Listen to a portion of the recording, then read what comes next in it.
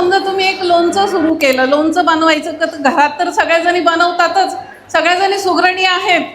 लोणचं जर बनवायला घेतलं तर तुम्ही 4 जणी मिळून एक उद्योग उभा करू शकता.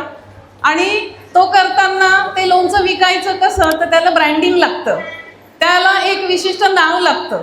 परंतु हा ब्रँड, त्याची विश्वासार्हता मार्केटमध्ये ग्राहकांपर्यंत तुम्ही कशा पद्धतीनं देऊ शकता, त्याच्यासाठी ते नाव फेमस करणं, त्या नावासाठी लागणारे सगळे सर्टिफिकेट, सगळे लायसन्स काढणं हे महत्त्वाचं आहे.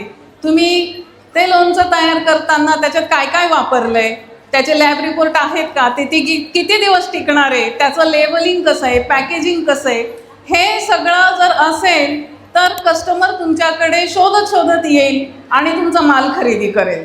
पण जोपर्यंत तुम्ही एकदम घरगुती म्हणून घरगुती पद्धतीनं जर केलं तर त्याला कोणी विचारणार नाही, लोकांचा विश्वास बसणार नाही, ह्या महिला काय करतायत, कसं करतायत. एक उदाहरण सांगितलं. खूप प्रकारचे व्यवसाय अशा पद्धतीनं तुम्ही करू शकता.